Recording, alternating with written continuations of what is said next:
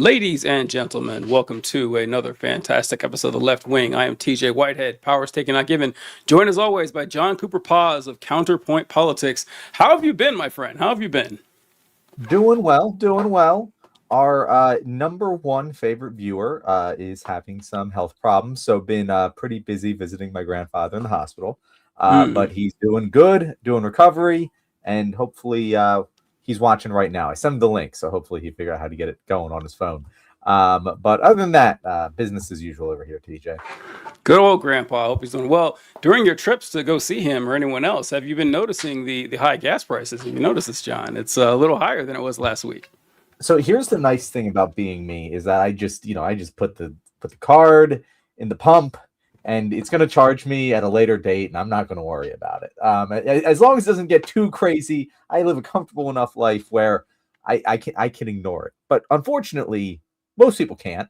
And it is funny. I kind of read this thing the other day, like the effect that the war in Iran and all of any sort of energy crisis is going to have on your average American is not going to be felt at the pump. That is not really where you feel it. You feel it in everything. And if energy goes up, the cost of everything goes up, from transportation to consumer goods to food, and eventually even your rent. But we have big giant billboards putting the gas price out there for everyone to see every single day. And it's something they have to interact with on a regular basis. So that number going up impacts the general American electorate more than actual prices or any sort of economic indicators do. And I find that interesting. I feel like it's something that we talk about a lot on this show, where reality doesn't really matter unless people notice that reality. And gas price is one of those things. It's everywhere. You cannot not notice it.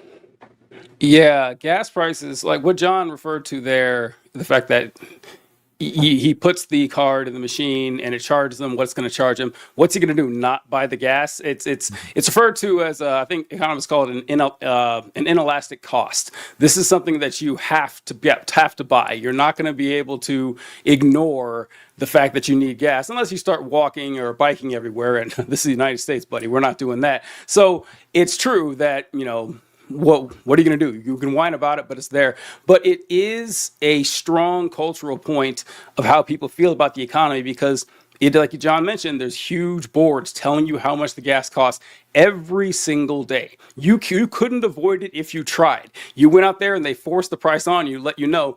And the United States economy is, well, not the economy, but United States civilization, our society is kind of built around access to cheap fuel, especially with the advent of suburbs and everything. Then again, John, you live in a city, right? Do you live in a city, or do you live on the outskirts? I live kind of on the outskirts of the city, so I can take public transportation reliably into the city. But for a lot of things, I can walk to the grocery store if I absolutely need to. I don't, but if I needed to, I could. And I could get to a lot of areas by a bike. But there's a lot of other things. Like I can't go to my jiu-jitsu gym on a bike really safely, at least.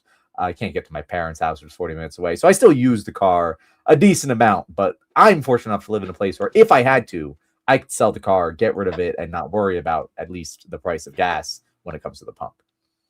Yeah, and also it's so much worse for people living in suburbs because they can't get rid of the car Yep. at all. So yeah, maybe they can walk to a few places, but odds are they live 30 minutes, 25 minutes away from where they work. And that really wouldn't exist without our cheap automobile access. So yeah, our society is kind of built around that. We're kind of locked into this system, and seeing the gas prices go up. We talk about this with every presidential election. Gas prices is this thing, to the extent that your average American seems to think that the president has like a button on his desk that he can press for higher or lower gas prices. Now, as Donald Trump has shown us, he kind of does have one in an abstract sense while he did it, but he can't just lower them now after doing some actions. But yeah, this is interesting. I want to get to that later because we forgot to do banter first last time we did the show, and I thought that was a mistake because it kind of interrupted the flow.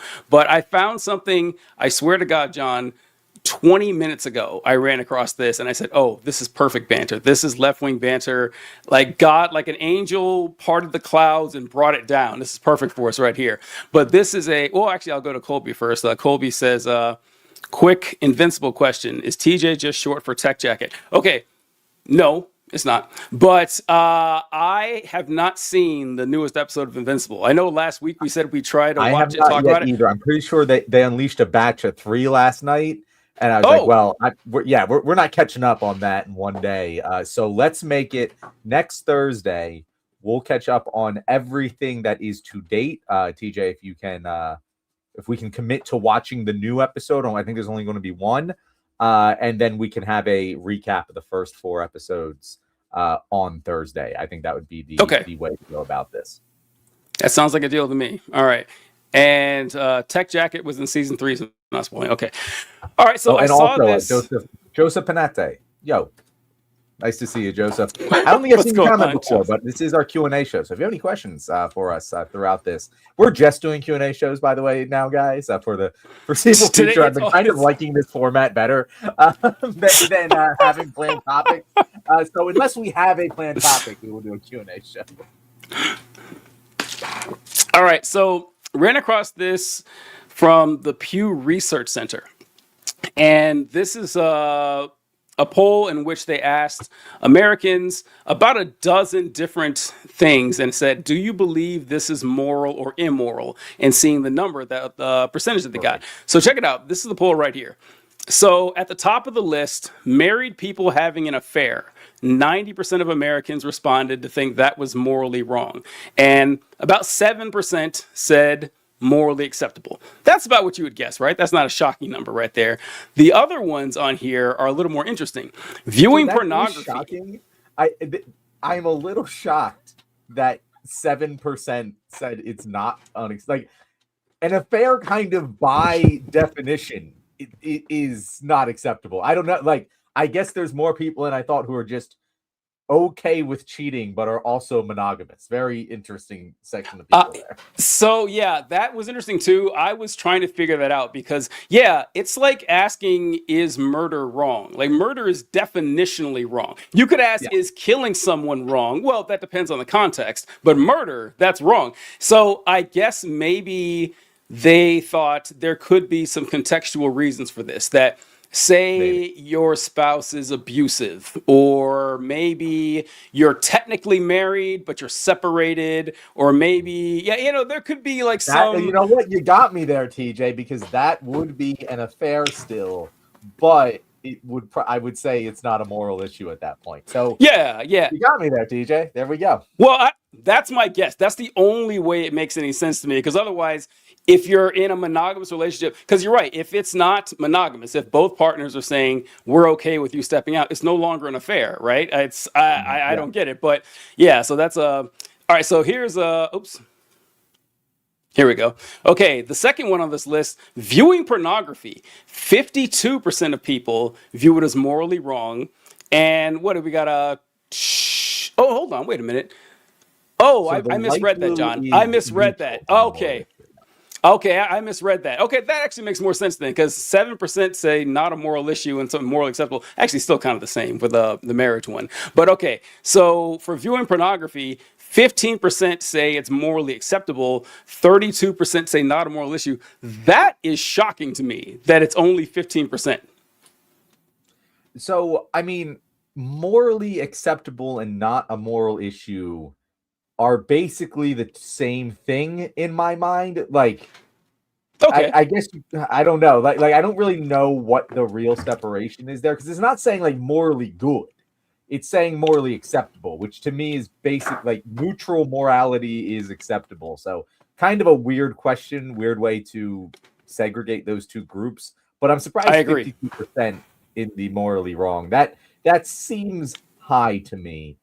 I guess a lot of people do shit that they think is morally wrong a lot. We hand up, we do it with, not being vegan and stuff.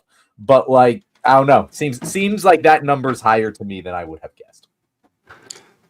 52% is shockingly high. Like, it doesn't make sense that it's that high. I mean, if someone would have said that it was 52% back in, 1964 or something, okay. But today, I don't know. I would expect a decent number, like 25, 30 maybe, but over half of the polled population, insane. Okay, gets pretty. Having an The thing that abortion. also, like one more note on that, the thing that like very much grinds my gears is I know that like 80% of that 50% isn't even saying it's morally wrong for the right reasons. Like I can make a pretty strong case for how pornography is inherently sexually coercive and therefore inherently morally wrong. I would not make that argument, but it certainly happens in some cases. But all of them are just like, well, God doesn't want me jerking it, and that's why pornography is wrong, and that's what makes it really sad. They took the lazy way out of explaining why they think we're. Look at us just projecting answers onto these people who we don't know. But John's right. Also, I'll bet a lot of money on that. Yeah, most of the people. And I'm gonna guess 50% of that 52% at least are men, probably more. And I guarantee 90% of them watch pornography. So. I'm gonna guess 50% of this population is men. Really going out on a limb. I'm gonna guess. Well, no. These are weighted different ways. Men and women will answer differently as well. But yeah, I'm gonna guess probably more. But okay. Ooh, that would be good. Do more men or more women think pornography is morally wrong? I would actually probably go with more men. Yeah, I think so too. I think it'd be slightly higher. I don't know if it'd be significantly higher, but I'd say it'd be slightly higher. Because once again, the argument can go from two different directions or more. Having an abortion, this one didn't surprise me. 47% morally wrong, and 52% say morally acceptable or not a moral issue. That one doesn't shock me. I can see that one being split down the middle because there are plenty of people out there on the left or liberal side of it who you ask them about abortion and they will say, yeah, I'm not a big fan of it. I don't think it's okay. I would never do it myself, but I don't think the government should get involved for X, Y, and Z and for, bodily autonomy reasons, stuff like that. I just don't think that it's right. And I mean, there's plenty of people like that. So that one doesn't shock me because you can still think abortion is morally wrong, but still fight for it to be legal. I can understand that. Yeah, no, I'm actually surprised it's only 47 for that very reason. I'm also surprised that the not a moral issue is so high because, bro, that's like the go-to moral issue. Like that is one of the most hotly debated moral issues in our society. How can you possibly say this is not a moral issue whatsoever? I've never heard many arguments either for or against abortion that do not involve morality to some degree or the other. Really? I think I could see it. I think I would say it's not a moral issue. I think I would say, I mean, like, well, I'd say bodily autonomy as in it's morally good. I'm saying it is a moral. Again, that you know what? Let's ignore that differentiation. Yes, I agree. Yes, we can't even agree on what it means. So I don't think anyone responding to this really had a consistent belief in what those two answers meant. So we're just treating all blue the same. All right. Homosexuality, John. 39% say it's morally wrong. 39%, John. 60% say, it's okay. That number surprised me more than anything else on this list. I would expect maybe 20, maybe 25, but Jesus Christ, in 2026, I'm shocked that it's nearly 4 out of 10 people think, oops, that's my phone, is homosexuality is morally wrong. It is shocking. I saw this chart with that specific headline because that is a shocking amount of people who think that being gay is a moral failing. Again, they're also not even saying gay sex here. They're just saying homosexuality. Being gay, being attracted to the same sex is a moral wrong. That is insane. Utterly unbelievable, to be perfectly honest, and I don't even understand how that happened. How do that many people exist who think that homosexuality is morally wrong? They must be walking around us and just being quiet about it, because I know I live in a city and stuff, but I don't see too many people who are just straight up openly anti-homosexuality, anti-LGBT even in today's climate, you rarely see. Usually, people just like attack the trans population to get their homophobia out, but like it's still a quiet part. Like people don't often say that out loud. Still, it's kind of shocking that over a third of the population agrees it's morally wrong. Like that's crazy. Yeah, this is a number that I would have expected to see, back in 2010 or something like that. Mm-hmm. Because, and John and I joke about this all the time, how Republicans spent the better part of 15 years telling us that, hey, we never cared that you were gay. We never cared about gay people. That was never an issue for us. Although I was like, no, you did. We were there. We saw all the marches. We saw the protests. We saw all of the constitutional amendments to states that banned gay marriage. Like, this is a huge moral issue, you guys. You're only pretending it's not because you lost. So I knew the remnant was there. I knew that there were people who actually cared about this. I just thought over time that people kind of, rolled back on this. I wonder if interracial, I don't think that's on here, but interracial marriage, I wonder if those holdouts are still up there too, because holy shit, 4 out of 10, that is kind of wild. That would be okay. But that's the thing, like I never really, I struggle to take homophobes seriously. Like I struggle to take them seriously that they actually, like how? It just doesn't make any sense to me. Like I cannot take the position and try and put myself in their shoes. Like, how does this annoy you? How does this upset you in any way, shape, or form? Gay people, like, it's not like back in the day where you rarely saw, like, they're all around. They're constantly in popular media. How do you find it to be a strange or scary thing now? Shouldn't this be normalized? It's honestly embarrassing if you're still afraid of gay people. Like, it's very weird. I mean, the answer I would guess would be religion, that God says it's wrong, so I have to believe it's wrong. Now, it might not make any sense any other way, but I just wouldn't figure that there are that many religious people still around who believe to that extent, That many religious people who believe that specific part, because so many religious people, like, they kind of take that and say, oh, well, that's not really part of my religion. They don't believe that part of the book. That's the same part of the book with the slave rules and stuff. So we're just not going to listen to that one. And that's like a lot of religious people. It's not. I would guess it's the majority of religious people, and maybe not. Maybe I would have been wrong about that. Well, yeah, a significant portion. I mean, if 4 out of 10 of the total population thinks it's morally wrong, religion's gonna be way higher than half. Yeah, there's no way it's less.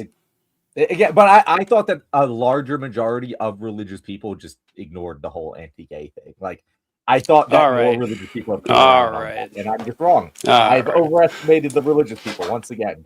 People always say I hate the religious people, but I constantly give them too much credit.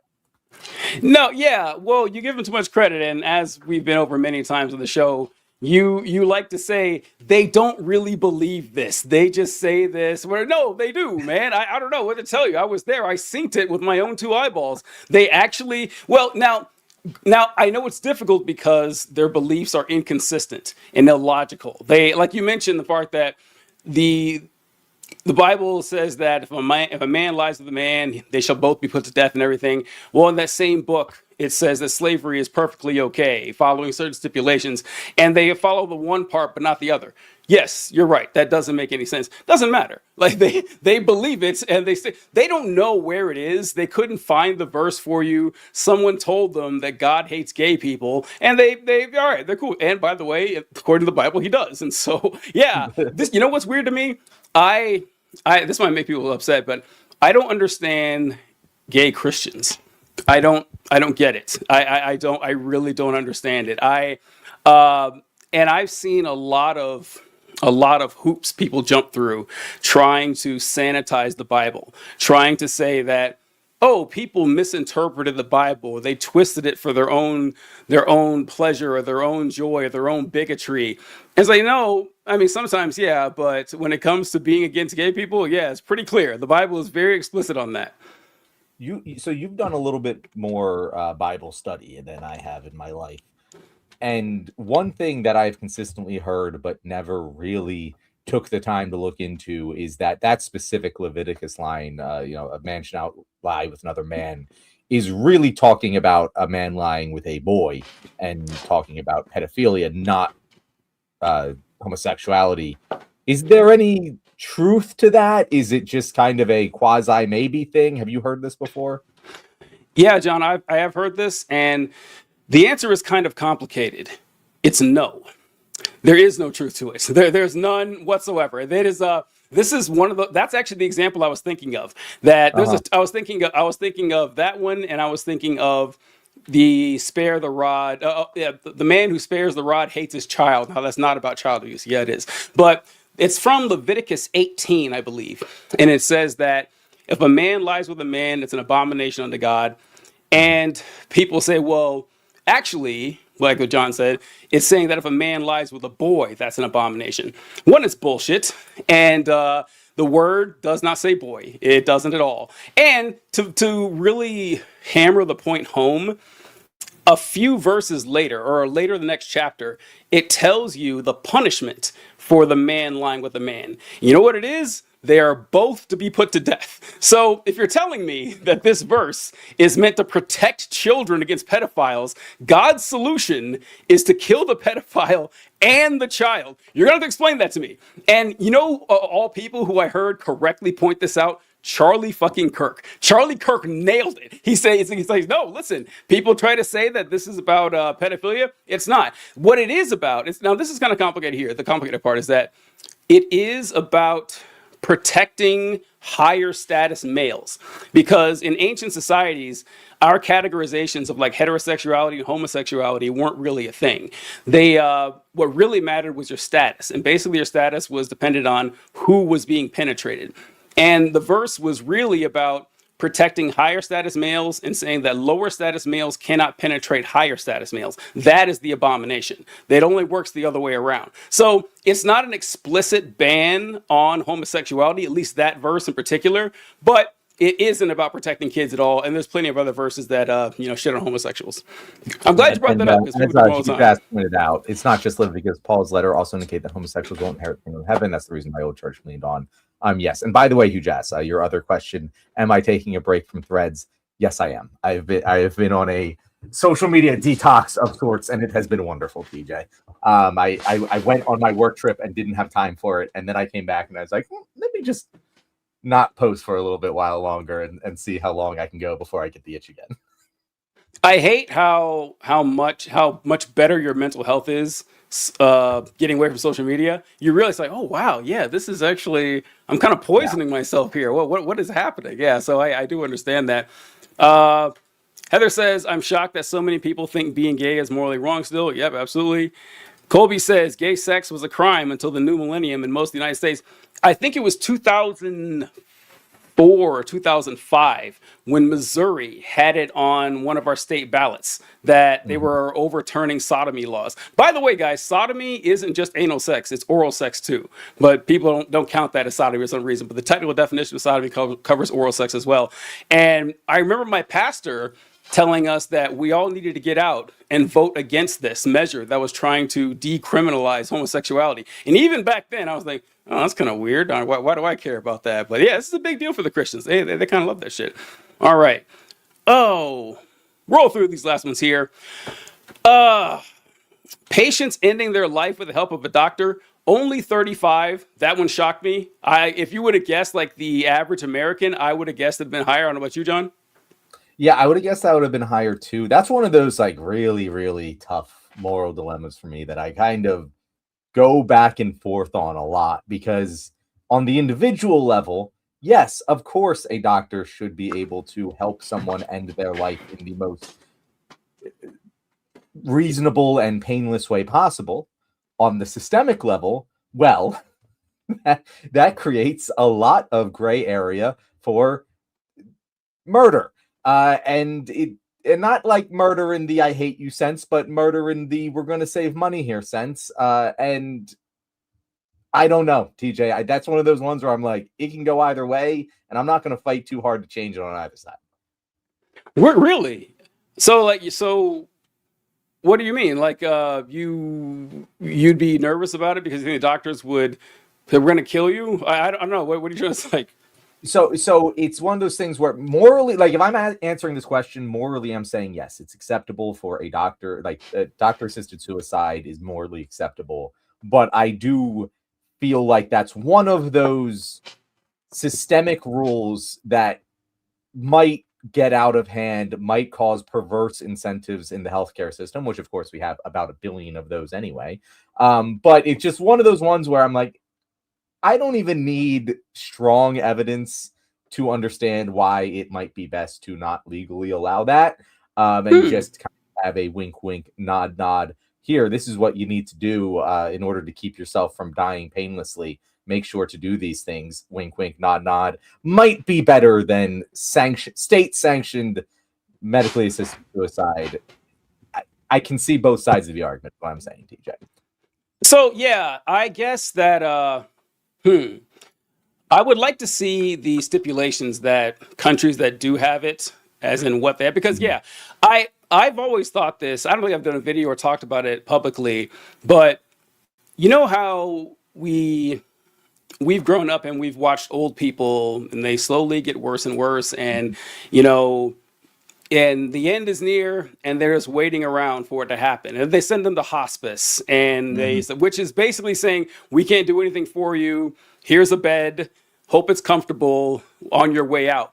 I can't see that happening to our generation. We would never fucking do that. I don't believe, I know I wouldn't. I mean, it's like, then again, it's easy for me to say, but, you know, I just can't imagine everyone, you know, 50 years from now saying, yeah, we're going to, you know, sit around this room and wait till it happens. Like, no, I think our generation is like, no, end this. I'm not going to stick around for this at all. So I can see it gaining a lot of popularity, certainly by the time we get up there. But there would need to be some rules on this, because yeah, I think that dying with dignity on your own terms, getting everything squared away, being able to address people and talk to them while you're still in a sound state of mind, and you still have dignity about yourself, that's a big deal. I think that could easily pass and should. But the problem does come is like, okay, who does this apply to? If you have a 13-year-old who's perfectly healthy come in and say, yeah, I hate my life, I want to go, does the doctor have to assist? No, I don't think so. I think now that seems morally wrong to me, but the rules would need to be in place to prevent something like that happening. I don't know how that law would need to be written, though. Yeah, it's a tough one. That's why I say, like, it's one of those ones where I don't have a strong take on either side of that aisle, because both sides have really strong arguments. I got a strong take. Listen, I'm all for it. I am all for it. I think that it. I saw this story about this girl. She was like 20 something, and she was engaged, and she found out she had an inoperable brain tumor, like 6 months to live. And I forget what country she was in, whatever, but they had the wedding in the hospital. She couldn't leave, and they did medically assisted suicide. I said, yeah, of course. You're going to live in pain for the rest of your life for no reason? Yeah, I don't know. So I'm all for that. All right, I said I was going to go through these. Okay, death penalty, 34%, expected it to be higher. Gambling, 29%. That's about where I'd guess. Spanking, 23, and then it just kind of goes, further down. These aren't super shocking. Marijuana, 23, divorce, 23, being extremely rich, 18. That seems high. That seems higher. 2 out of 10 people think being extremely rich is morally wrong. I don't know, maybe 1. I don't know. 2 out of 10 seems like a lot. And I think the word extremely does a lot of leading in that question. It does. Extremely it does. implies excess, and you know what I mean. So if it just said being rich, I would agree with you, or even being very rich, but the extremely really leads it. Yeah, that's true. Drinking alcohol, 16. Using IVF. You said that's wild. We're back to the suffragette days. Yeah, like who? What? Like that's so pervasive. Like, how can you possibly being against drinking personally, or saying, hey, you shouldn't drink for health reasons? That's totally makes sense to me. Drinking we do it too much, but morally wrong that's a take. You grew up Catholic, so you won't understand this, but the Protestant evangelicals, so certain sects of them do think just the act of drinking alcohol is morally wrong. That's how I was raised. That's how I was raised. Any Christian belief thought that. Yeah. This was a big deal growing up in our we were taught that wine is a mocker, strong drink is raging. These Bible verses that are talking about the dangers of wine and everything and alcohol, and we were taught as a Baptist that alcohol is just an automatic no. You can't do it. It is a moral sin to have it ever touch your lips. And in fact, Billy Sunday was a Baptist preacher back in the 20s during the the Prohibition days and everything, which is kind of like where a lot of these beliefs can trace their standards to. Now, this is not standard along most Christian doctrines. Like most Christian doctrines are not like that. Specifically, Catholics who do you guys literally drink wine at the communion, right? Not every Yeah. Catholic church does it. My Catholic church, like, we did it for a while and then we stopped for some reason. Not really sure. But yeah, no, it is a literal thing. Yeah. We had grape juice. Like we would never drink wine, like that. But yeah, so there are a lot of religious people, certainly of Baptist and adjacent Christian Although, beliefs who would say TJ, that. technically, I misspoke there. We cannot drink wine because we believe that it transmutates into the blood of Christ as it goes down our throat. So it's no longer wine when we're drinking it, TJ. It is literal human blood. John, I remember learning about transubstantiation when I was in school. Transubstantiates, not transmutates. My bad. I couldn't believe what I was reading. I could not believe. And listen, I read some insane stuff, right? I read about Jonah being swallowed by a fish. I read about what was his name? The guy with the talking donkey. I can't remember.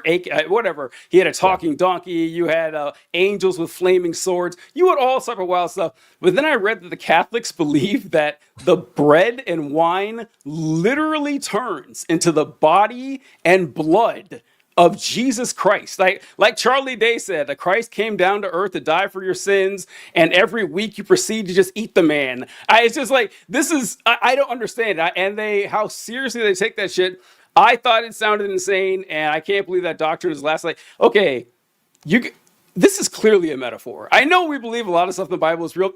This is the most obvious metaphor I think I've read in all of literature. When Jesus, do you think when Jesus was administering the Last Supper to the disciples that he was serving them his own flesh and blood? Like, do you guys really? Because listen, if we're being consistent here, that's what you're saying. You're saying the first Last Supper wasn't the body and blood of Christ? I don't know. So, yeah, it just sounds really stupid to me. But yeah, he's right. That's what they believe. And just so people are aware, this is not like some small potatoes thing.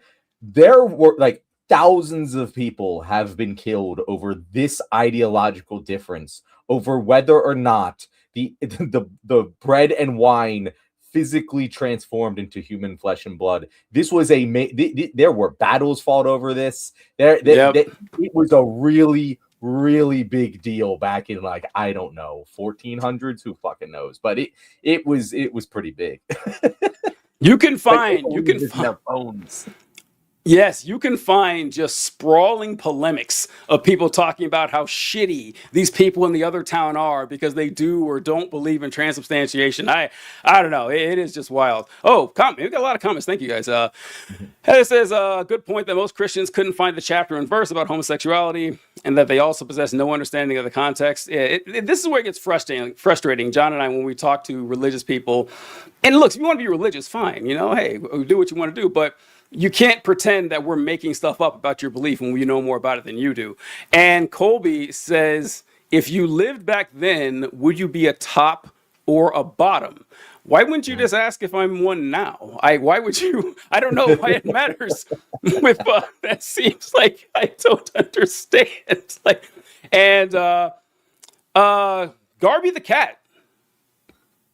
Trump wears low-cut tees and squishes his chest together to impress BB Netscape Yahoo.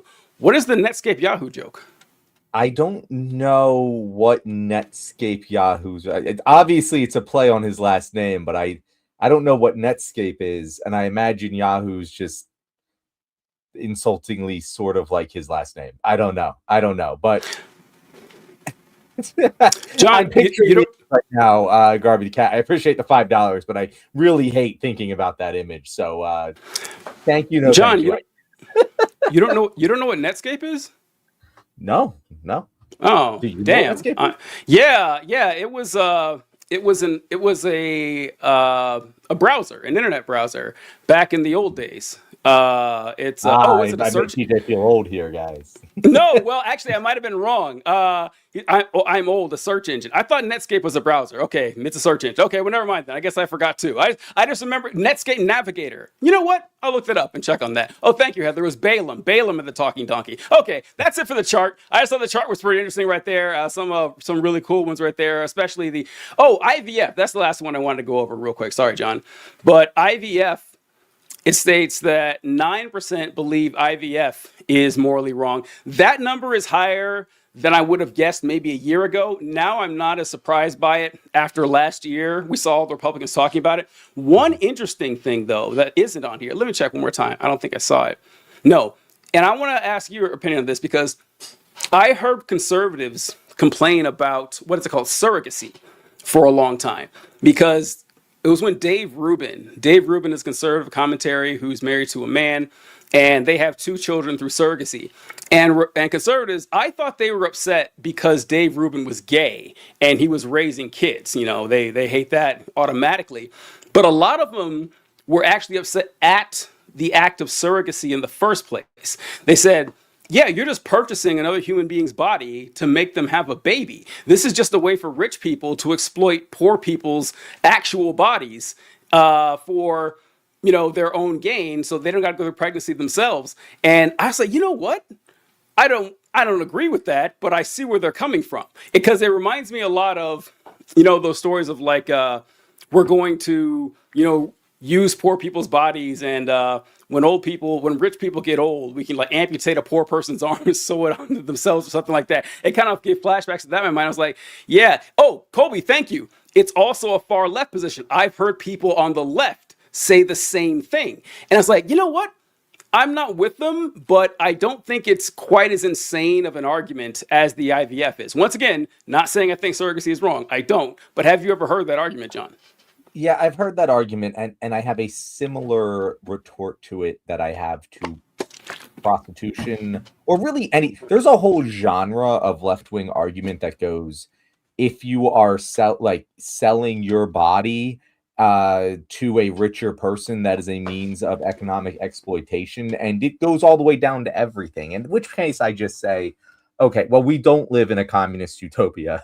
And until we do, we need to sell our body in some way, shape, or form. I believe Mia Khalifa had a very good statement about this, where someone questioned her about whether how she morally sees her porn stardom, and she was like, we got soldiers out here selling their body to kill poor brown people across the world. I'm pretty fine with selling my body for sex, And I was like, yeah, that makes sense. We sell our bodies in many ways, shapes, or forms. Just because it has a sexual connotation doesn't make it any worse or better than any other form of labor. And you can make arguments about how economic inequality leads to exploitation. That is morally wrong. But if you're going to be drawing such hard lines, that really doesn't make much sense to me, because at that rate, you can look at anything and go, yeah, we shouldn't go visit South American countries and poor countries on tourist trips because we're just exploiting those people there for our own gain because we just happen to be born in a wealthier country. And it's like, yeah, I mean, you're right, I get that, but also it's one of the easiest wealth transfers to those places that we can possibly imagine. And to be against it kind of would do a lot more harm than good, unless you're able to change the entire fucking economic system of the world, which you are not. And so that's kind of where I place that argument in that bucket of, I see what you're saying, but it is fundamentally flawed if you just open up the scope of your thinking a little bit. I for the most part agree. Because selling your body is kind of unfair when it's used specifically for sex work, is when it's used. And when if you're working, you're selling your body in some sense. The military is a great example of that. Like you're literally signing up to die. You're owned by the state. You are property of the United States government. You have no right to tell someone else that they're doing something degrading to their bodies when you're willing to be blown to pieces for it. And where was I going with this? The difference, because it becomes a matter of degrees, like anything else, that whenever you go to work, you're selling your muscle, you're selling your brain, you're selling your heart and everything. But when it comes to actual body parts, there are like limits that we put on people that you can't sell your body parts or something. Mhm. And so I think they slot it more in that category, right? That's what I would guess. If I were talking to them, I imagine that's what Maybe, they'd say. yeah. But again, that's one of those similar to the doctor-assisted suicide thing where I'm like, the only reason I'm against it is because of the systemic abuse that would take place if it were legal. Not so much the act of selling one's body part would be morally wrong. It's your fucking body, bro. Do what you want with it. It's only illegal because if we made that legal, fucking McDonald's would be selling children's kidneys from fucking China, and we don't fucking want that. So that's why it's illegal, not because it's morally wrong, in my opinion. And a couple more things here. Garby. I'm loving Garby. Garby says, I Encarted it. John, do you remember Microsoft Encarta? No, I do not. No way. There's no way you remember Microsoft Encarta. Okay, thank you. A fellow old Garby. So back when computers first started becoming popular, desktops and for families and everything, they like when you bought it, it came with like a package of entertainment for you, And one of them was AOL, America Online, and you could download it and then you could, chat to people. But it also came with this really cool CD called Microsoft Encarta. And Microsoft Encarta was an encyclopedia that was on a CD. Now, you were alive in 1998 or whatever, and the only way that you could reference information at your fingertips was through this wall of books called an encyclopedias. That having it on a CD and having pictures, you could like flip it, amazing, blew my mind. Like Microsoft Encarta was one of the coolest things I ever had. Of course, it's out of date now with the internet, but I appreciate that. And Colby, last comment here. Why did TJ sign up to get his shit blown smooth off? That's a great question right there, Colby. He's like, why did I sign up to join the military? Well, I wanted to travel to foreign countries and meet exotic people and witness their cultures and study their inhabitants and then kill them. That is why I joined the United States military. All right. So speaking of did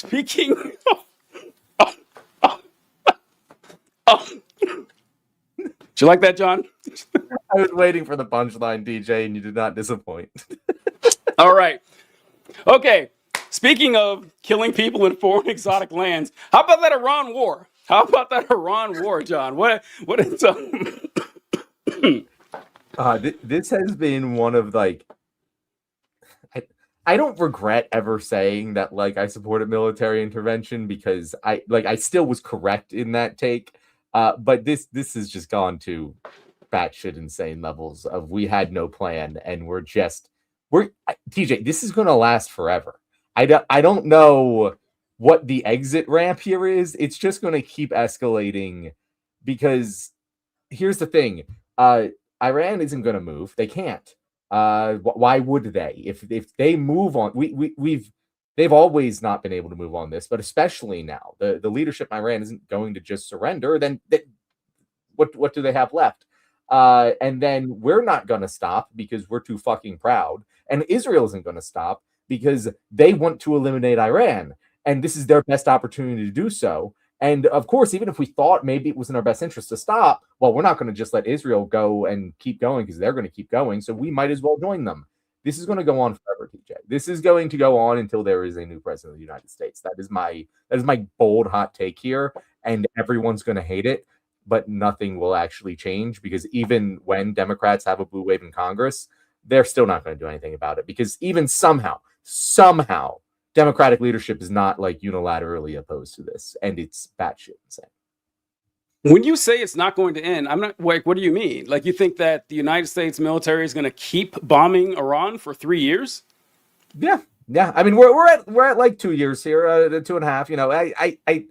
Why would it end? Unless we put boots on the ground, we can't end the war, and we're not going to put, or if we do put boots on the ground, it's not going to end in fucking 3 years. Like there's no way we can topple the regime in Iran before in the next 2 years. It's incredibly unlikely, and I don't see us just giving up. Like I really don't see any other path because it would involve Donald Trump saying he was wrong. Oh, I mean, I think there's one. I think Trump could just say we've won and stop. But That's what I Israel would is going to do. stop, TJ. He can't say that when Israel's still going to war with Iran. Israel is not going to stop. Why would they? And so you're right. Under normal circumstances, this would be a situation where Donald Trump might just say, "Oh, mission accomplished. We did it," and move on. But the fighting will keep happening.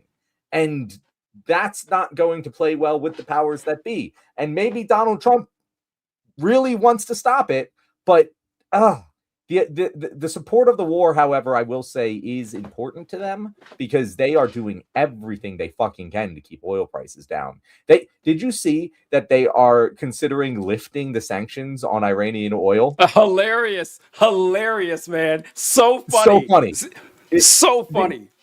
Just like fucking geopolitics in a nutshell there, where in order to maintain enough American war support, we need to lift punishment on the country we are going to war with in order to reduce the price of oil for about 2 weeks. Just utterly insane.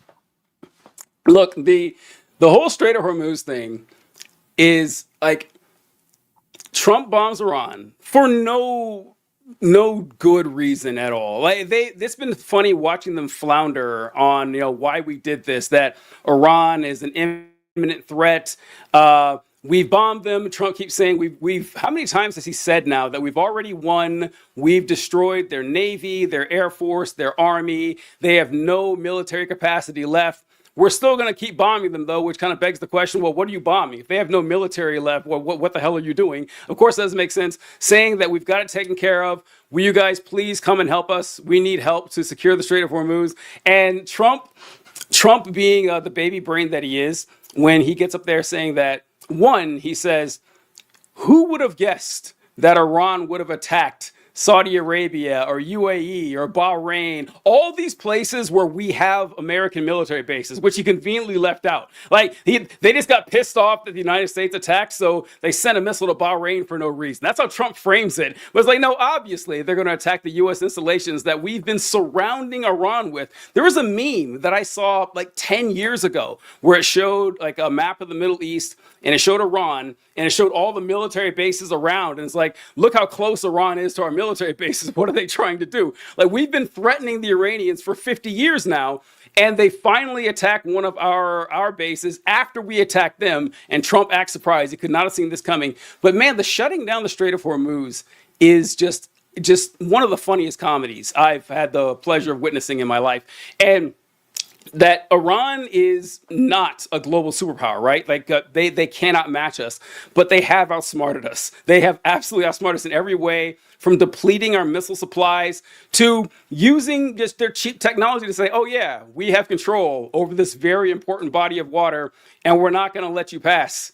We're going to make you suffer. Oh, the Chinese and Indians, we'll let their tankers through, which is so funny. It's just so funny that they didn't see this. So yeah, I mean, I can actually see some way, we'll get to that later about what they'll stop. The support for the people. This has been really interesting to me, that we joke about this, so joke is the wrong word, but we've observed this for a long time, that we thought that the United States populace had learned their lesson over the last 20 years with the war on terror.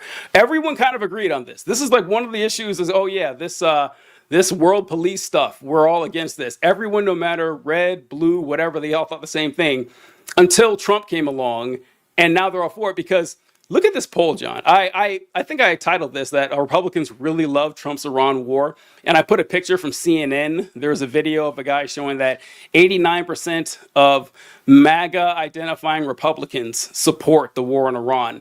And I was going to play that clip, but I thought, oh, that might be unfair because a MAGA identifying Republican may not accurately represent the entire Republican Party, right? They CNN purposely split those two up. I couldn't find that clip, so I went to, what is this, YouGov.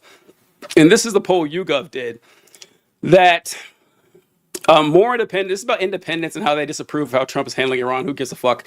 But Republicans, this is as of March 16th, 81% of Republicans support Trump's war on Iran. So yeah, the Republicans still holding on strong, even though they couldn't begin to tell you why. And like not just Republican voters, but Republican pundits, Republican politicians, their answers all are some version of, well, we trust Donald Trump. Have you seen anything like that?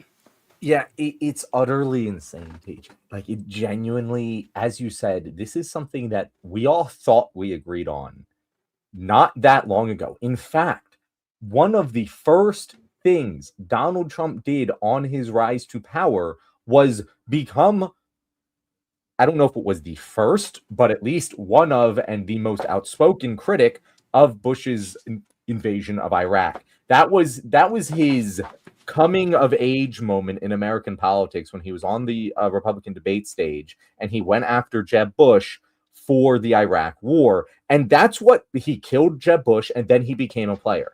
And that's how he did it. And you would think that the people who are like, oh, this guy's a breath of fresh air, they would also be against this because it's not even the same thing. It's much worse. It's way worse. At least in Iraq, they had the fucking humility to think they had to lie to us and make up shit about WMD. This one, it's just, yeah, we did this, support it. Like that's the entire argument being made is that, yeah, there's no consistent line of reasoning from the Trump administration. The objective seems to change day to day, hour to hour, sometimes even in the middle of the same Trump speech. What is being talked about completely changes 180, and nobody seems to have any clear reasoning for why we are fighting Iran right now. But I mean, we know why, but like, there's no actual clear official line. It doesn't matter. The Republicans are eating it up. The Republicans are just like, I cannot believe 80% of them are for this. Because even like in my life, like the Republicans that I know and I talk to are pretty much universally against this. And I'm genuinely surprised it's that many Republicans who are supporting this war. If you said Republicans in Congress, I'd believe you. Republicans overall, it genuinely is a shocking number at 81%. Really? You're shocked that it was 81? I mean, even after last year, when a smaller version of this happened, that Republicans all said they were anti-war all year long, and then in July, Trump bombed Iran, and it was June or July of last year, and the next day they were all for it again. Like I expected this. This, but like that's different. Like genuinely, and I'm being honest here, that is a very different thing than what is going on right now. A targeted military strike that goes on for a 24-hour window essentially is something that it happens and it doesn't affect you and you don't really see much about it and then you move on. You know, it's not really the same thing as what we are now experiencing of a how has it been 3 weeks? God, I know, can't. No, 2 to 3 weeks and no end in sight. That's a very different thing where like the economy is being directly impacted. We see it at the pump. We see all of these obvious impacts. It's constantly in the news. It's constantly being talked about. It's a very different thing than, oh, okay, well, it worked. So why are people upset about it? Like, this isn't working and it is hurting people, like Americans, like themselves, the people who are talking about this. And so I'm just surprised. I'm surprised given the conversations that I have had with Republicans that I know that the number is that high. And maybe that's because the Republicans that I talk to tend to be of the more reasonable variety who don't just go in lockstep with Trump all the time. They just often find a way to say the Democrats are worse. But yeah, I'm shocked that it's that high. Like genuinely, it's very surprising to me because I would have guessed it would be much lower. Wow, John. Yeah, I don't know. I have yet to see. I've only seen one time when Trump's base has gone against him, and that's with the COVID vaccine. That's the only Mhm. time. And they didn't even blame that on him, amazingly. They just like he tried to take credit for it and they got all, upset and they booed. That's why it would have been interesting to see what would have happened if Trump was president in 2021 and Trump was in charge of administering the vaccine. I would love to Mhm. see what would have happened then, because then they'd be kind of forced to say, oh, well, this is actually Trump's thing and not, That would some have sort actually of been cabal. far worse. Like, because he would have had to go the red meat route there. Like when he was president and it happened, he got grace. But if Biden Yep. had done all that, he would have campaigned hard, hard, hard against all of that. And if he had won, there would be no vaccine. It would be very No, bad. the vaccine came out. Like the vaccine was done I think That's what by I'm like saying. That's what I'm saying. Like, if the whatever Hillary or whatever Democrat was president in 2020, if that were the case, Donald Trump would have ran and probably won, and had to have been so hardcore against any sort of public health measure the Democrats took that there would have been no vaccine rollout. It would have been chaos. Oh, so okay. So like I was saying that if Trump, like, we still had our timeline where Trump was president of 2016 and 2020 because the vaccine was finished by And December yeah. 20 Okay, by so you're December saying he had 22. just retained his Yes, if he had position stayed as in president. office, Okay. and he was like Operation Warp Speed was his thing. I don't think there's any chance he wouldn't have not administered it. No, you're right. But He would have.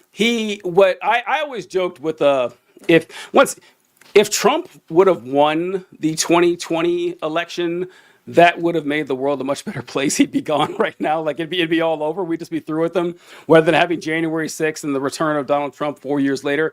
But if Trump won, he would have had to find, and I trust Donald Trump's instincts on this one. I think he could have found a way to thread this needle. He would have had to find a way to market the vaccine to the chuds. And I think he could have done it. And I know we joked about it on the show before. I definitely said it at some time.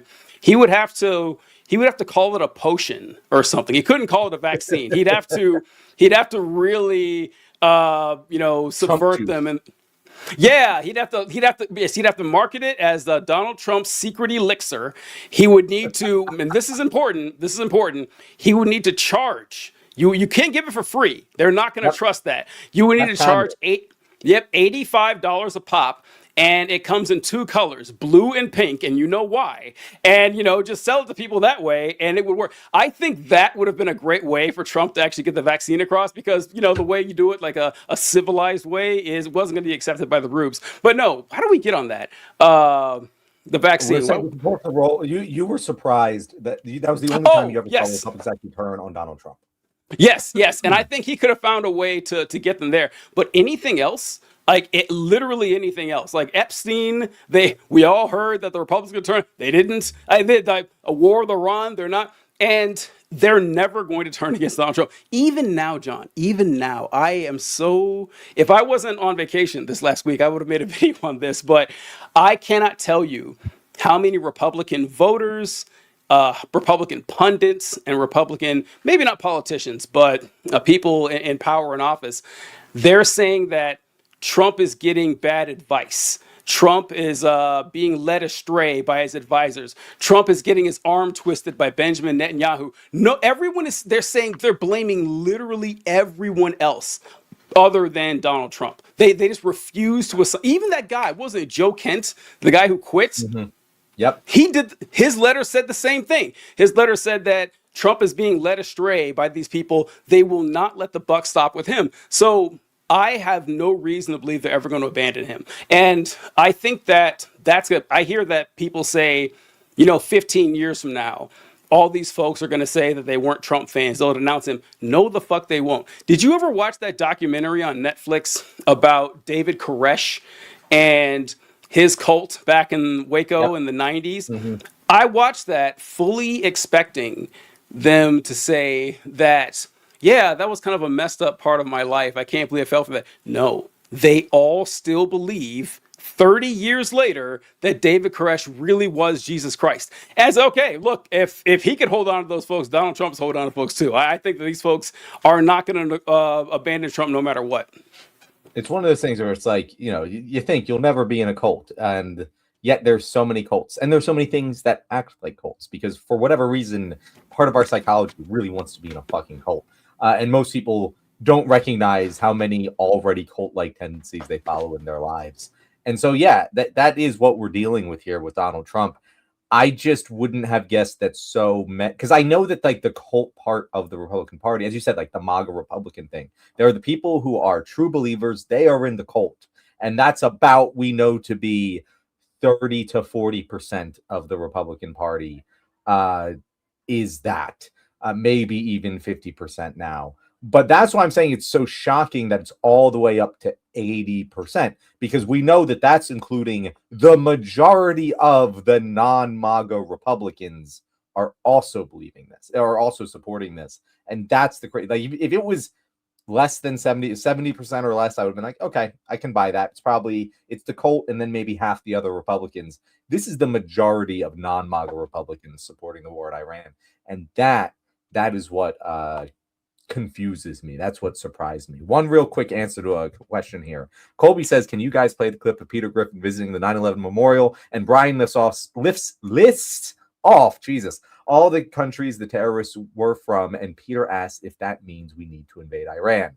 Colby, great clip, great reference. Unfortunately, if I play that right now, YouTube is going to give us a copyright strike. So just picture it in your mind, guys. Picture that clip. We're playing it right now. It's very funny.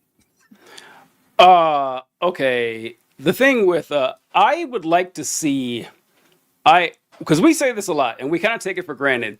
And like I've said it a couple of times that, you have the Republicans, then you have Trump's MAGA base or whatever.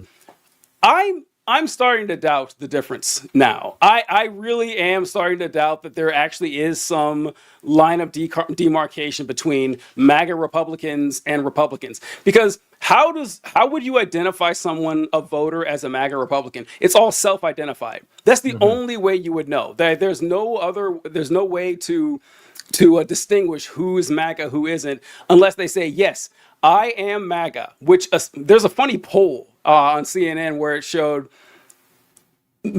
support for Donald Trump from MAGA Republicans, and it was at 100%. It's like, well, of course, that's what MAGA means. Like, it definitionally means you support Donald Trump. So I am not as sure as most people are that the MAGA base is like 35% Republican Party. Donald Trump is the most popular Republican president I have ever seen. I have never seen anyone come close to this. Donald Trump received more votes in the Republican primary in 2016 than any Republican ever.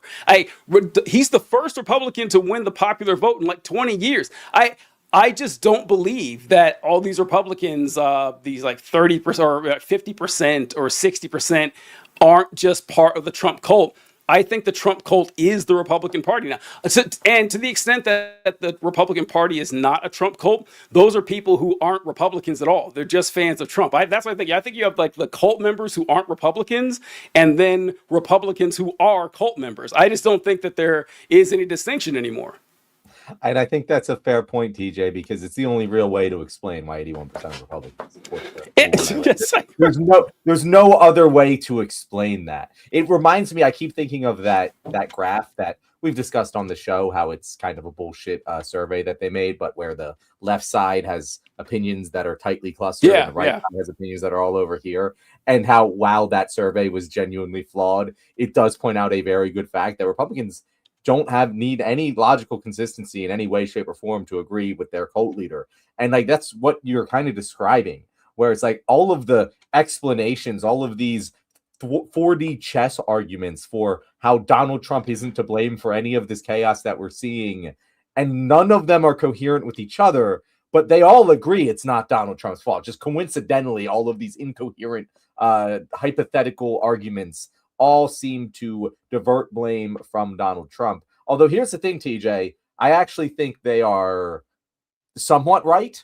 Like, I do think people are twisting Donald Trump's arm. I do think that there are people who are not Donald Trump who are really pushing for this shit. And Donald Trump, if left to his own devices, wouldn't really be about any of this that's going on. I'd imagine Donald Trump is sitting around right now being like, shit, I shouldn't have done this shit.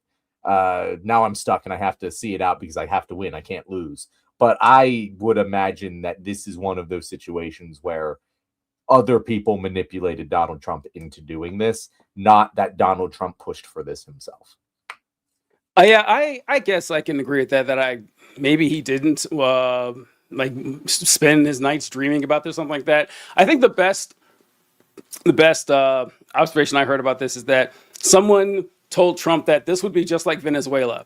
You take out one guy and then you replace it with someone else, or someone else rises to power. But that would require a plan to be in place for that to happen, and it doesn't seem like they had one. I thought they did. I gave Donald Trump too much credit. I assumed that he had someone waiting in the wings, that they were going to try to do some sort of CIA operation to get them in. Like, I don't know, but there was just nothing, and that's the only thing that confuses me. Well, the only thing, it's one of the many things that confuses me, that He was suggested to do this, but I refuse to believe he did it with no plan at all. That seems weird.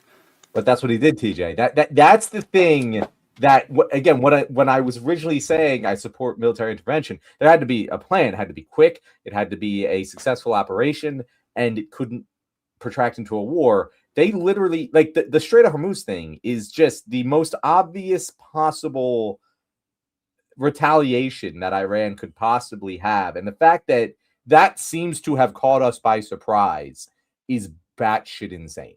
Absolutely insane that we did not have a plan to secure the Strait of Hormuz before striking Iran. I don't even understand what, like, the whole month of buildup leading up to this was even for, if we didn't have any sort of plan to secure the Strait of Hormuz. That should have been objective one, and then the rest of the strikes should have happened. And the fact that they are now scuttling about trying to reduce oil prices indicates that they didn't think any of this would still be happening, or else they would have secured the Strait of Hormuz. It's just, there is no plan. We are just nuking fucking gas fields, not nuking literally yet, for no reason, and just obliterating the fucking entire global economy for reasons that no one can even seem to articulate.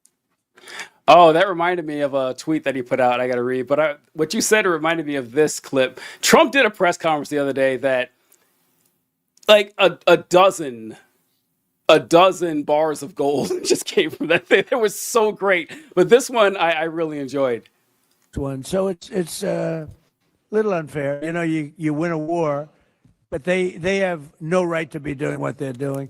But we're hitting them very hard. And today is a big day where we're pounding a certain area that has very... All right, that didn't cover as much as I wanted, but Trump was talking about Iran and them and their blockade of the Strait of Hormuz, controlling everything, and he says it's unfair. It's not fair that they're doing that. We won the war, and they get to blockade this whole strait for us and disrupt the world's economy. It's like, what the fuck are you talking about, man? What do you mean it's not fair?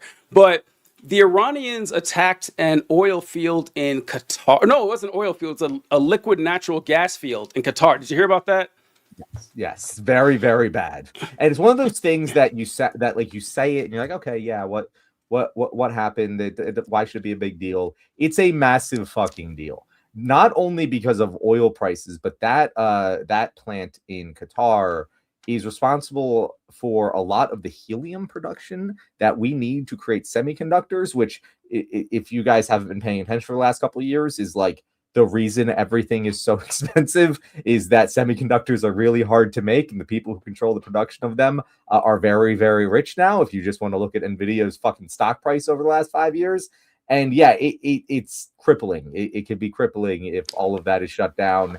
And it is. And it's just very, very bad. Iran struck basically, for anyone who is unaware, who isn't following this too closely, Israel struck one of Iran. There's a big natural gas fucking thing in the sea. Again, it was not a scientific explanation, but there was a gas field on the Iran side, and a gas field on the Qatar, I think it was Qatar, on the Qatar side, and Israel struck the gas field on the Iranian side, and that had been basically off limits because Iran was like, yeah, well, no one's going to fucking strike this. It would be dumb. We would just strike their side of this, and it would be bad for everyone. Then Israel did it because Israel doesn't give a shit, and then Iran blew up the Qatar side, and now everything's on fire, and it's just, again, this is a trillions of dollars to the fucking global economy sort of situation that is literally going up in flames as we speak. All right, this is the post that I was thinking about with Trump with this issue right here. Trump wrote out, "This morning, the Trump administration was notified by the United States military that Israel was attacking Hamas, which very unfortunately was located in a section of Doha, the capital of Qatar. This was a decision made by Prime Minister Netanyahu. It was not a decision made by me. Unilaterally bombing inside Qatar, a sovereign nation and close ally of the United States that is working very hard and bravely taking risks with us to broker peace, does not advance Israel or America's goals. However, eliminating Hamas, who have profited off misery of those living in Gaza, is a worthy goal. I immediately directed Special Envoy Steve Witkoff to inform the Qataris of the impending attack, which he did. However, unfortunately, too late to stop the attack. I view Qatar as a strong ally and friend of the United States and feel very badly about the location of the attack. I want all the hostages and bodies of the dead released and this war to end now. I also spoke to Prime Minister Netanyahu after the attack. The Prime Minister told me that he wants to make peace. I believe this unfortunate incident could serve as the opportunity for peace. I also spoke to Emir and Prime Minister of Qatar and thanked them for their support and friendship to our country. I assured them that there is such a thing will not happen again on our soil. I have directed Secretary of State Marco Rubio to finalize the defense cooperation agreement with Qatar. Thank you for the attention to this matter. Oh, that is some grade A groveling right there. If you ever wondered if Trump is beholden to anybody, if Trump really wants to make sure people aren't upset with him, he's terrified of the Qataris being upset. He is just shaking in his boots. This reminded me when the girls' school was bombed, and the Israelis came right out and said, "Hey, that wasn't us. Talk to the Americans. They're the ones who did it, not us." Just throwing them right under the bus and say, "Yeah, Netanyahu did this." That might signal as to some sort of rift between Trump and Netanyahu, maybe. Yeah, I mean, there's been a rift between Trump and Netanyahu, and I do want to clarify here. We're talking about two separate things. What I was talking about, I noticed that, yeah, something involving different. Qatar. That's the one I thought you were talking about, and this is two completely separate things. Both Israel and Iran are striking Qatar despite being at war with each other, and Israel and Qatar both being U.S. allies. It doesn't fucking matter, people. Anyone can get these fucking hands when it comes to Israel's fucking arsenal. It's all dumb. Like, I just genuinely, TJ, I fucking am loathing every moment of this now, because we've gotten to the point of just destruction for the sake of destruction. There really isn't even any objective. It's literally just fucking war for the sake of war. And I can't believe that we haven't evolved past this as a species. It is really fucking depressing that we are just destroying all of our own shit for no apparent reason. It's been fun to watch JD Vance ever since this Iran war thing, because a lot of people had commented how JD has been suspiciously quiet after the initial attack, because JD, I was listening something the other day that, you know how we had these fears that Donald Trump is, a threat to democracy and, burgeoning fascism and everything, but he doesn't have any principles. So a real problem would be a smart Donald Trump. And there was a press conference a few days ago where he was talking about B-2 bombers. And he says, "We have these B-2 bombers, bring it over here." And he has a toy B-2 bomber in his office. And he brings it up in front of the camera and he's showing everybody the B-2 bomber and everything.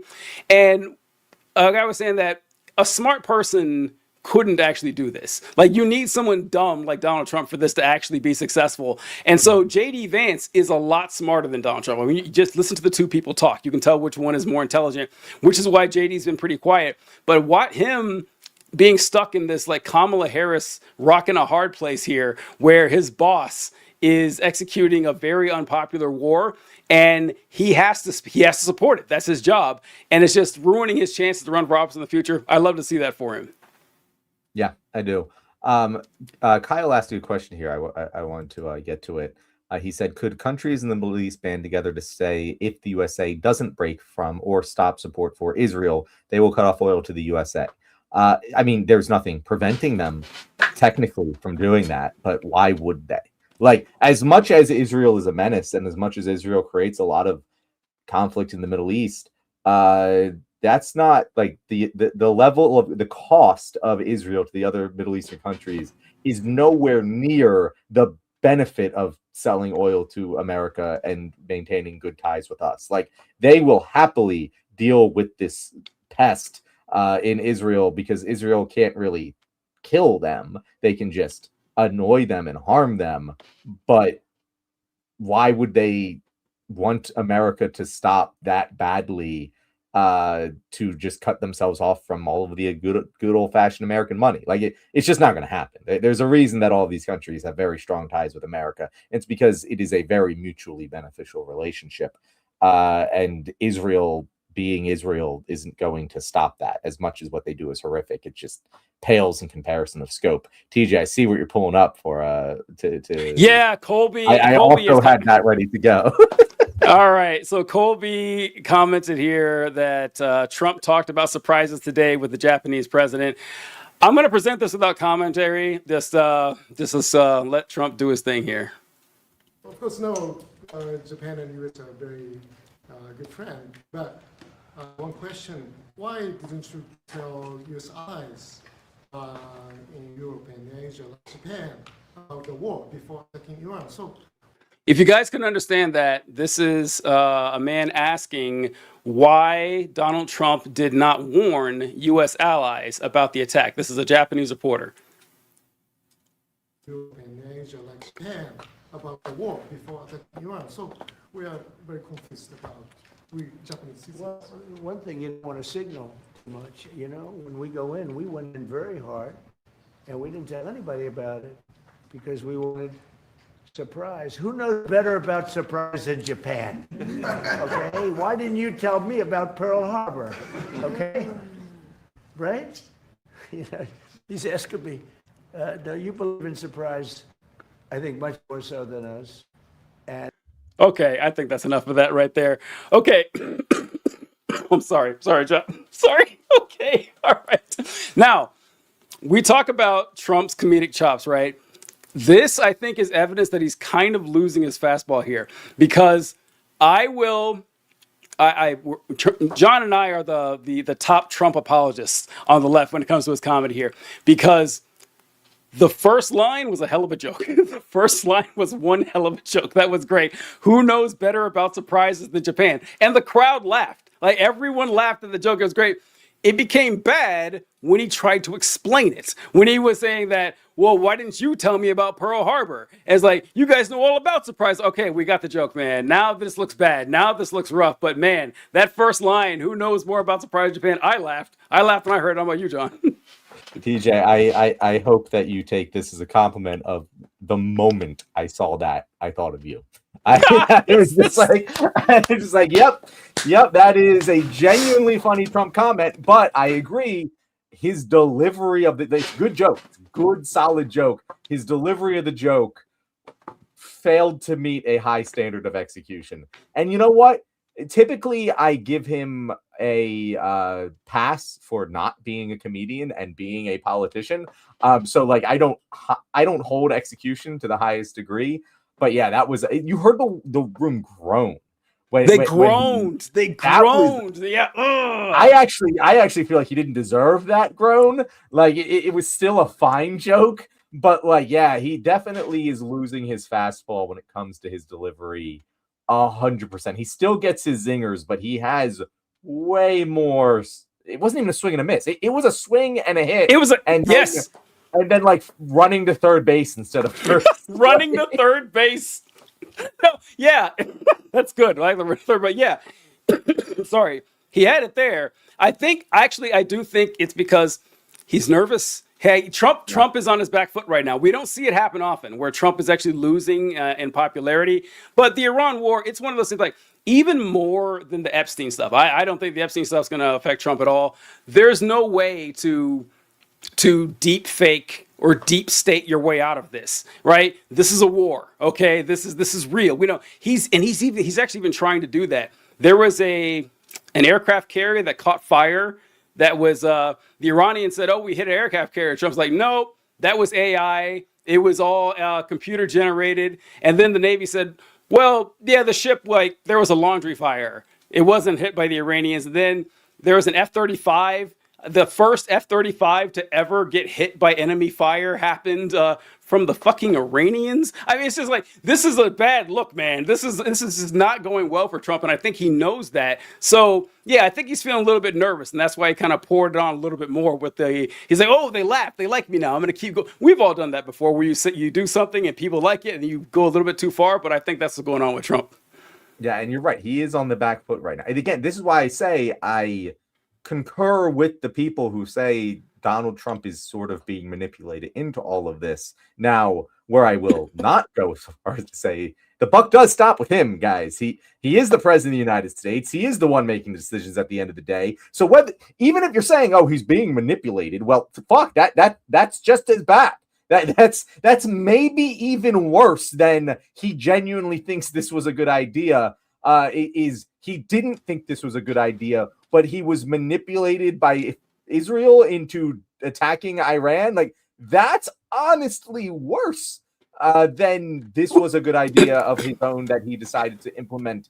And I also don't think that's the only reason. I think there's a lot of people who want a war with Iran for various reasons that isn't just Israel drug us into the war as much as Israel did. There's a lot of factors at play here. Pete Hegseth fucking wants this. Pete Hegseth is foaming at the fucking Christian nationalist's mouth to go to war and have a holy war in fucking Iran. I definitely know that Stephen Miller fucking wants this. Stephen Miller wants any fucking war. Stephen Miller's all for fucking war. The more war, the better, because the more war we're at, the more power we can just take.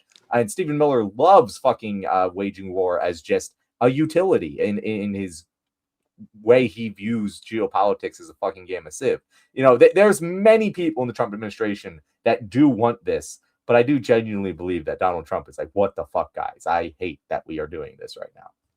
It is particularly funny that Republicans spent 4 solid years saying, well, Joe Biden's not really there. He's being controlled by everybody else. He's not really the president. He's President Autopen. He's being run by all these other folks, to turn around to me and say, well, you can't blame Donald Trump. This isn't really his fault. He didn't do this. Like, he's been controlled by other people. He's being manipulated. He's being duped. Say, I thought you guys didn't like that. You guys just told me how awful that was. And now that's your excuse. That I don't remember anyone left doing that. I don't remember anyone saying that, oh, you can't blame this on Biden. He's not really in charge. He's being controlled by other people. No, you're right. You're right. No one actually fucking did that. It was. Yeah, this is all Republicans. Like, they love saying that shit, and now that is their boy. That's somehow. There's a guy that I was friends with a while ago who. This was in the first Trump administration, and I can't even remember what was wrong. Like, something had gone bad, and I had tried to. This is back when I was being nice about Trump voters and saying, you know, like, we spent so many years saying that, you know, trying to hold these people's hands and walk them through this and everything, only for them to spit in our face for 3 straight elections. And a lot of times that they would say they were backing Trump because he was a wild card. He was outside the system. Trump was not part of the establishment, and we need someone like that. And then when he would get in office and fuck something up, they'd say, well, you got to understand, he's not a politician. No, you said that's what you wanted. Like, you can't use that as the reason you put him in, and then also as an excuse when he does something wrong. You can't have it both ways. And they keep trying to do this, that Donald Trump is a 4D chess master manipulator. He's got everything figured out, and he's being controlled by much lesser, you know, a lesser 3-dimensional being. It's just, once again, it's a cult. It doesn't make any sense, but it's frustrating to deal with. And go ahead. Sorry. I was just gonna pop up 2 comments here. One, Colby, heartbreaking. Class clown just bombed. Great joke. Love the pun. Fantastic. And he also said, aptly renamed Department of War clears up. We're not at war. That's God. We didn't talk about that. We didn't even talk about that.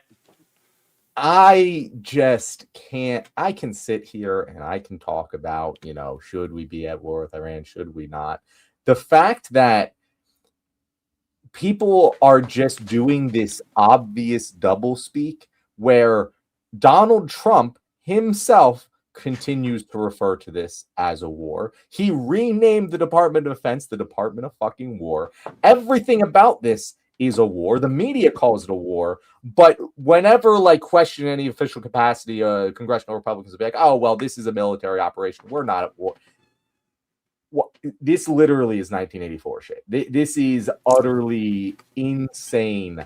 I don't know how people watch this happen and don't just blow a fucking gasket. Like, this is just so obvious. Up is down, down is up, red is blue.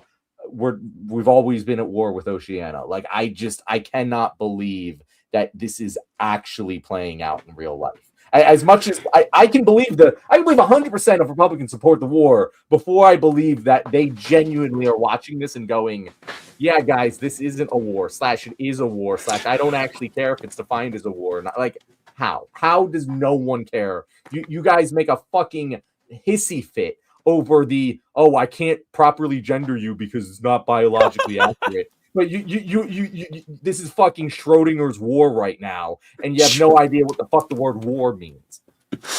I like that Trump keeps calling it an excursion. Have you noticed that? Where he's always saying, we're just going on a little excursion. He does this little hand thing too. This little excursion. We're on a cruise. We're getting off the boat. We're going on a fucking little go-kart ride around the sand dunes.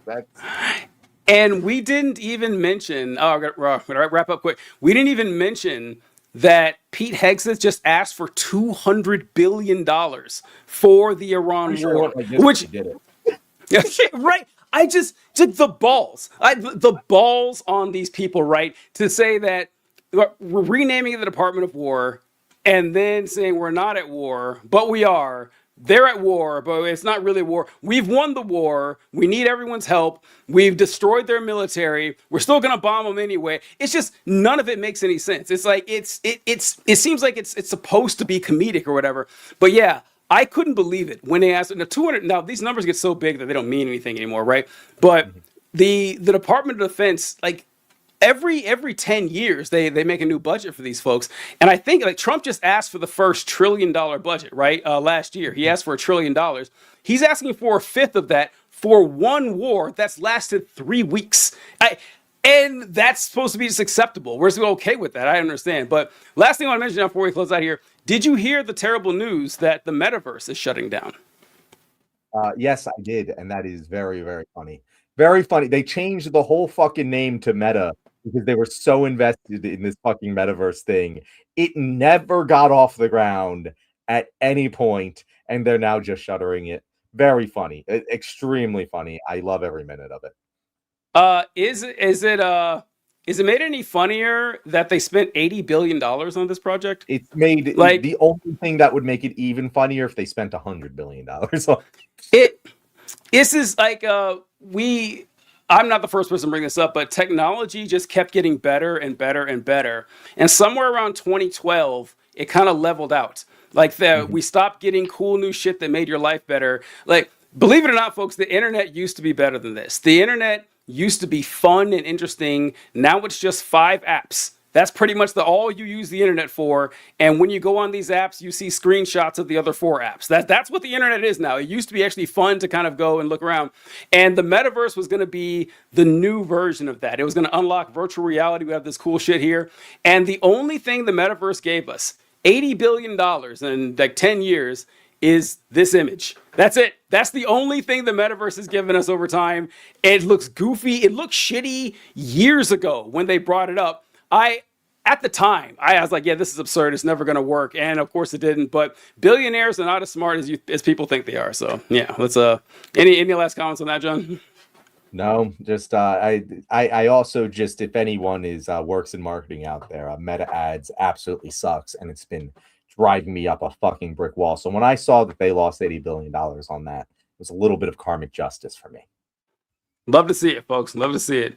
All right. Well, you always end the show, John. I don't know how to do it. All right. Let's end the show. Let's give it up for Wolfie. She clearly wants TJ to stop talking to you guys and pay attention to. Is Wolfie a girl or Wolfie's a boy. Wolfie's a boy. Wolfie's a boy. So Wolfie needs us to go now. Make sure to be here next week on Thursday. We will be talking Invincible. Catch up. Watch all the fucking episodes because we are going to, and we'll be talking about it on Thursday. Tuesday show, TJ? We'll be here Tuesday. No. We'll be here Tuesday. All right. No, you will not be here Tuesday. Okay, right. So no show Tuesday. Be here Thursday for our Invincible show. Until then, see you later. Later, guys. Yeah, sorry. I'll be